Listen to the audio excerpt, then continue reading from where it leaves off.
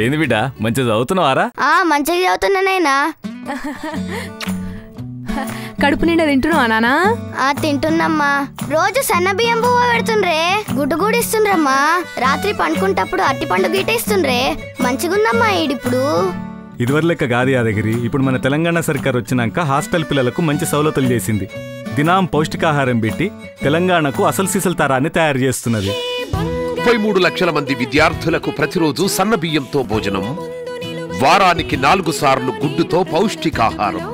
అన్నం పెట్టిన చెయ్యిని ఎప్పుడు మర్చిపోవద్దు. మాకు చదువులు లేకున్నా మా పిల్లల హాస్టళ్లలో బంగారం లెక్క బతుకుతుండ్రు. మా పిల్లల కడుపు నిండాలే, కేసీఆర్ సల్లంగా ఉండాలి. సన్న బియ్యంతో విద్యార్థుల సంబురం.